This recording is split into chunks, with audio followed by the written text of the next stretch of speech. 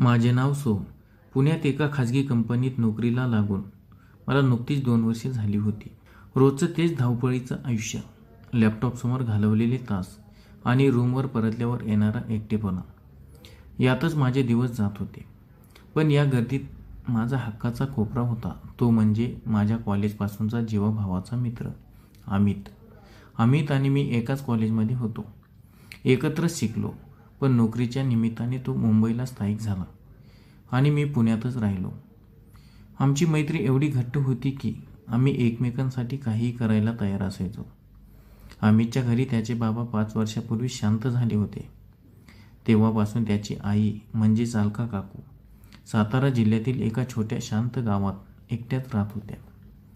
अमितने त्यांना खूप वेळा मुंबईला सोबत येण्याचा आग्रह केला, पण काकूंना गावाची, त्या जुन्या घराची आणि बाबांच्या आठवणीची एवढी सवय झाली होती की त्यांनी गाव सोडण्यास साफ नकार दिला. अमित वर्षातून 2-3दा गावी यायचा, पण कामाच्या व्यापामुळे त्याला जास्त दिवस थांबता यायचं नाही. एक दिवस अचानक अमितचा मला फोन आला. त्याचा आवाज खूप काळजीत वाटत होता. "काय रे अमित, काय झालं? आवाज एवढा गंभीर का आहे तुझा?" मी काळजीने विचारलं. "सोहम यार, खूप मोठ्या अडचणीत सापडले," अमित पलीकडून म्हणाला. "कंपनीने मला एका प्रोजेक्टसाठी 6 महिन्यासाठी अमेरिकेला पाठवायचं ठरवलंय. नकार दिला तर नोकरी धोक्यात येईल, पण मला काळजी आईची वाटते. गेल्या काही दिवसापासून त्यांची तब्येत ठीक नाही, त्या गावी एकट्याच असतात. अशा परिस्थितीत मी त्यांना सोडून एवढ्या दूर कसा जाऊ?" अमितची अडचण मला समजली होती. त्याच्या आयुष्यात आईशिवाय दुसरं कोणीच नव्हतं. मी काही वेळ विचार केला आणि म्हणालो, "अमित, तू काळजी करू नकोस. तू तुझ्या करिअरवर लक्ष ठेव. अमेरिकेला जा, मी आहे ना इथे." "म्हणजे तू काय करणार?" अमितनं विचारलं. "मी कंपनीत बोलून माझं वर्क फ्रॉम होम मंजूर करून घेतो आणि काही महिने तुझ्या गावी काकूंसोबत जाऊन राहतो. तिथे शांतताही मिळेल, माझं ऑफिसचं कामही होईल आणि काकूंची काळजी घ्यायला एक माणूसही सोबत असेल." माझं हे बोलणं ऐकून अमितच्या जीवात जीव आला. त्याला माहिती होतं की सोहमशिवाय तो दुसऱ्या कोणावरही इतका विश्वास ठेवू शकत नाही. त्याने काकूंना फोन करून सगळं सांगितलं. काकू सुरुवातीला म्हणाल्या, "अरे कशाला त्या पोराला त्रास देतोस? मी राहीन एकटी." पण अमितच्या हट्टापुढे आणि माझ्या आग्रहापुढे त्याचं काही चाललं नाही. पुढच्या आठवड्यात मी माझा सगळा गाशा गुंडाळला आणि सातारच्या दिशेने निघालो. एसटी बसमधून प्रवास करताना खिडकीबाहेर पाहताना माझ्या मनात अनेक विचार येत होते. अमितची आई म्हणजे माझ्यासाठी आईसारखीच होती, पण तरीही एका मोठ्या घरात एका प्रौढ स्त्रीसोबत, ज्यांना मी फक्त लग्न कार्यात किंवा सणासुदीला पाहिलं होतं, कसं राहायचं? आमचे स्वभाव जमतील का? हा संकोच मनात कुठेतरी डाचत होता. दुपारच्या सुमारास मी अमितच्या गावातील त्या जुन्या कौलारू घरासमोर पोहोचलो. घराभोवती मोठी बाग होती, ज्यात प्राजक्ताचं झाड आणि गुलाबाची रोपे बहरली होती. वातावरण खूप शांत आणि प्रसन्न होतं.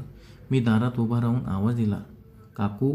काही सेकंदातच लाकडी दरवाजा उघडला. समोर अलका काकू उभ्या होत्या.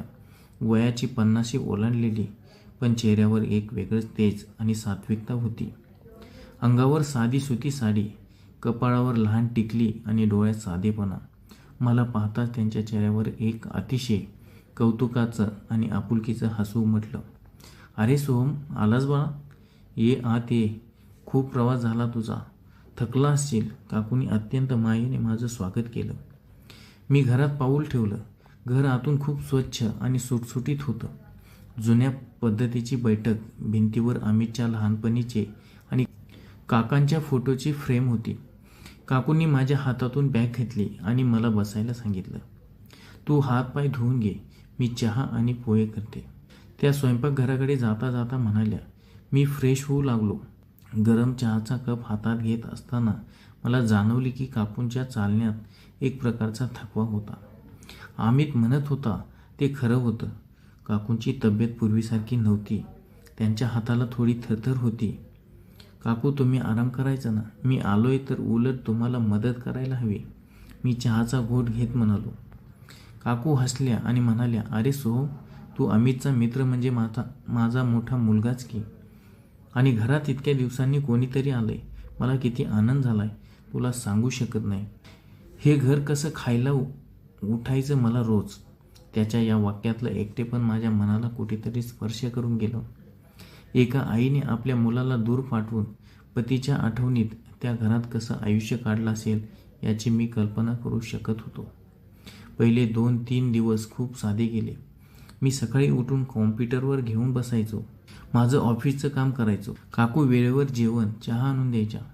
आमचं बोलणं फक्त जेवलास का, चहा हवाय का, इथपर्यंत मर्यादित होतं. आमच्यात एक सुसंस्कृत अंतर होतं. मी त्यांचा आदर करायचो आणि त्या माझं कौतुक करायच्या. पण हळूहळू वातावरण बदलू लागलं. गावात पावसाळा सुरू झाला. सातारच्या त्या भागात पाऊस खूप सुंदर पडायचा. खिडकीबाहेर कोसळणाऱ्या पावसाच्या सरी आणि घरात आम्ही दोघेच. एक दिवस संध्याकाळी अचानक वीज गेली. संपूर्ण घरात अंधार दाटून आला. मी मोबाईलची फ्लॅशलाईट चालू केली आणि हॉलमध्ये आलो. काकू तिथे कंदील लावत होत्या. पण काचेचा कंदील लावताना त्यांच्या हातातील थरथराटीमुळे काडीपेटी खाली पडली. थांबा काकू, मी करतो. मी पुढे झालो. मी खाली वाकून काडीपेटी उचलली आणि कंदील पेटवला. कंदीलच्या त्या पिवळसर मंद प्रकाशात काकूंचा चेहरा खूप वेगळा आणि भावूक दिसत होता. त्यांच्या डोळ्यात काहीतरी वेगळीच हुरहुर होती. अंधाराची भीती वाटत होती. मी सहज विचारलं. काकू खिडकीबाहेर पाहू लागल्या. जिथे पाऊस जोरात पडत होता. भीती अंधाराची नाही रे सोहम, भीती या शांततेची वाटते. जेव्हा वीज जाते तेव्हा हे घर जास्त शांत होतं. असं वाटतं की या जगात माझं असं कोणी उरलंच नाही. अमित फोन करतो, पण तो फोनवरच आवाज या घराचा एकटेपणा दूर नाही करू शकत. त्यांच्या आवाजात इतकी आतुरता होती की माझा ऊर भरून आला. मी नकळत त्यांच्या जवळ गेलो. आमचे खांदे एकमेकांना स्पर्श करत होते.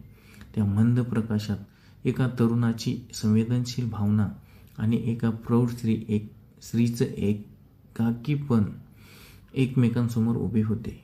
काकू, मी आहे ना इथे. तुम्ही स्वतःला एकटे समजू नका. मी अत्यंत आदराने पण हक्काने त्यांचा हात माझ्या हातात घेतला. काकूंच्या हाताचा स्पर्श खूप मऊ आणि उबदार होता. माझ्या हाताचा स्पर्श होताच त्या थोड्या दचकल्या. त्यांनी माझ्याकडे पाहिलं. आमच्या नजरा एकमेकांना भिडल्या. त्या नजरेत एक वेगळीच ओढ होती. एक अशी ओढ जी दोन एकाकी मनांना एकमेकांच्या जवळ आणत होती. त्या क्षणी बाहेर विजेचा मोठा कडकडाट झाला आणि काकू घाबरून थेट माझ्या छातीवर विसावल्या. मीही नकळतपणे त्यांचे दोन्ही हात घट्ट पकडले. तो स्पर्श केवळ एका आईचा आणि मुलाचा नव्हता. त्यात काहीतरी वेगळीच गुंतागुंतीची भावना निर्माण होती. आम्ही दोघेही त्या शांततेत, कंदिलाच्या प्रकाशात एकमेकांच्या अतिशय जवळ आलो होतो. लोकांना जर हे दृश्य दिसलं असतं तर नक्कीच वाटलं असतं की काहीतरी चुकीचं, अनैतिक घडतंय. पण आमच्या मनात काय चाललं होतं? बाहेर विजेचा कडकडाट झाला आणि घाबरून काकू थेट माझ्या छातीशी विसावल्या होत्या. त्या क्षणी खोलीमधल्या मंद कंदिलाच्या प्रकाशात आमचे श्वास एकमेकांना जाणवत होते. काही सेकंद तसेच गेले. माझ्या हाताची पकड त्यांच्या खांद्यावर घट्ट होती. पण अचानक जणू भानावर आल्यासारख्या काकू 2 पावले मागे सरकल्या. त्यांच्या चेहऱ्यावर एक प्रचंड अस्वस्थता आणि संकोच स्पष्ट दिसत होता. माफ कर सोहम, मी जरा जास्तच घाबरले. काकू खाली मान घालून पदर सावरत म्हणाल्या. त्यांचा आवाज थरथर होता. काही हरकत नाही काकू, इट्स ओके. मीही स्वतःला सावरत म्हणालो. पण माझ्याही हृदयाचे ठोके वाढले होते. त्या रात्री मला खूप वेळ झोप आली नाही.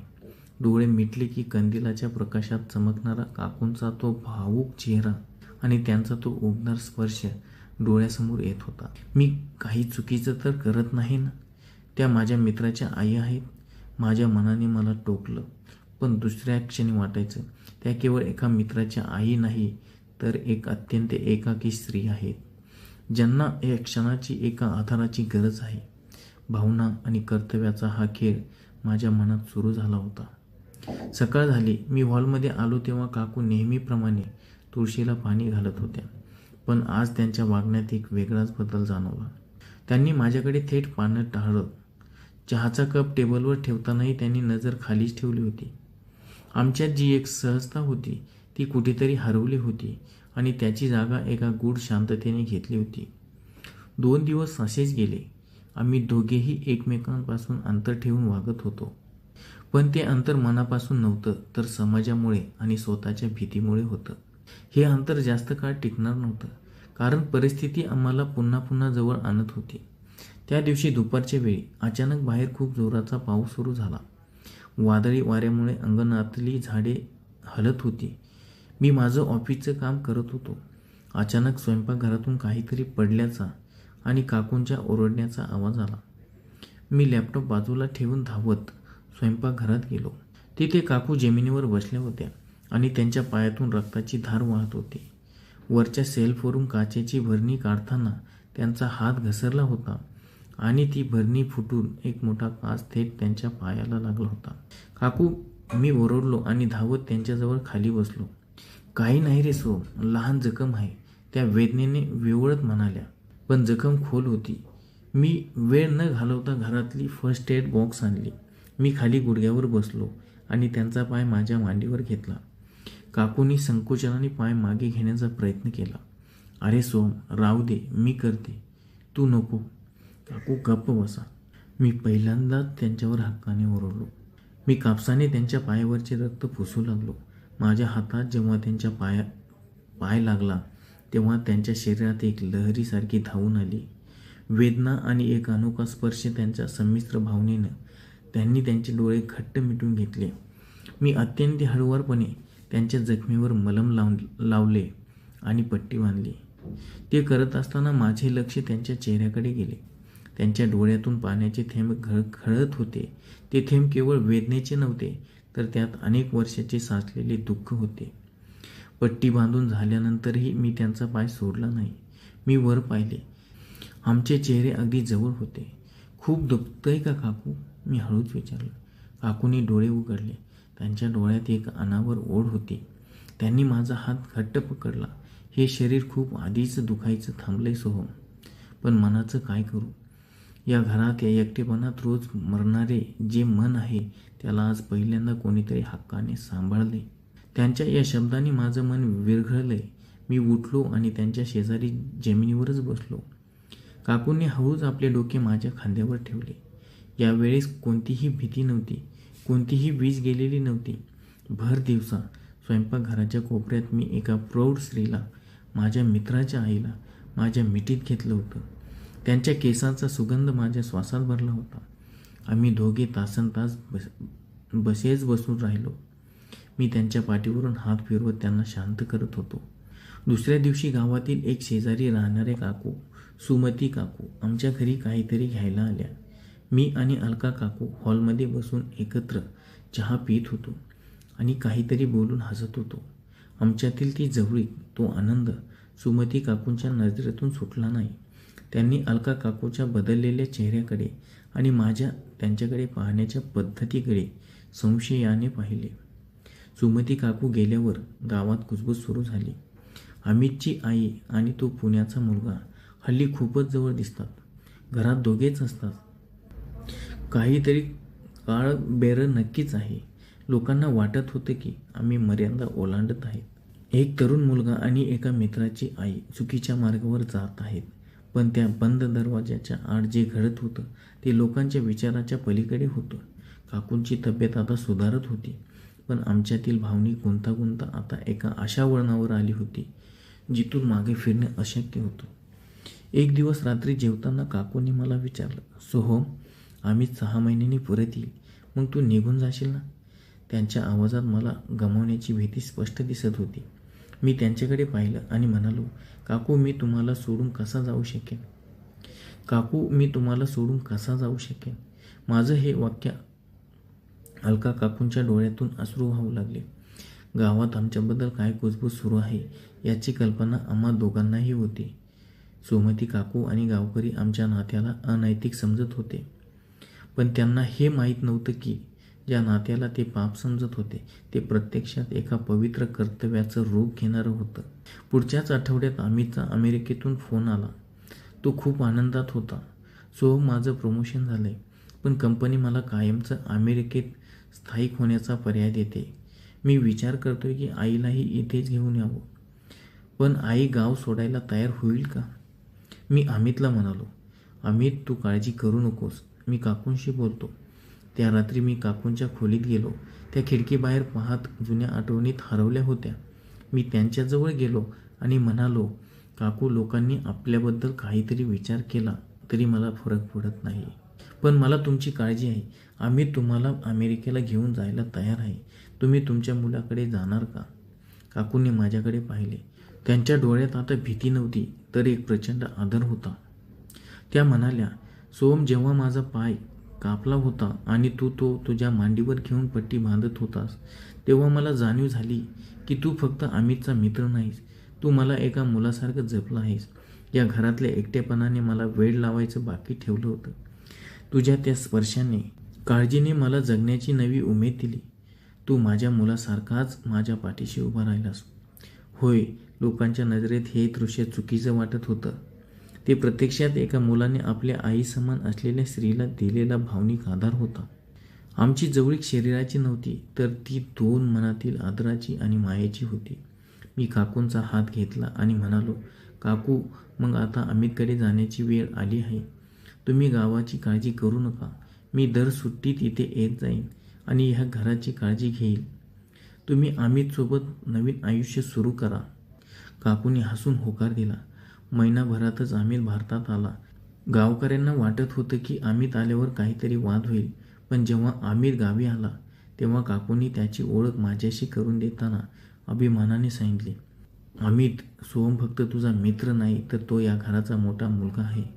मी नसताना याने ज्या मायेने मला सांभाळलं, ती माया फक्त एक मुलगाच आपल्या आईला देऊ शकतो. गावकऱ्यांचे चेहरे बघण्यासारखे झाले होते. त्यांचा संशय, त्यांची ती अनैतिकतेची भावना एका क्षणात मातीस मिळाली होती. ज्या नात्याला ते चुकीचे समजत होते, ते खरं तर निशब्द नात्याच्या पवित्र बंधनात बांधलेले होते. मी काकूंना आणि अमितला विमानतळावर सोडायला गेलो. जाताना काकूंनी माझ्या डोक्यावर हात ठेवून आशीर्वाद दिला. त्यांच्या डोक्यात आता एकटेपणा नव्हता, तर तृप्तता होती. मी पुण्यात माझ्या घरी परतलो, पण सातारच्या त्या घरातल्या आठवणी आणि एका आईला मिळालेला सन्मान माझ्या मनात कायमचा कोरला गेला होता.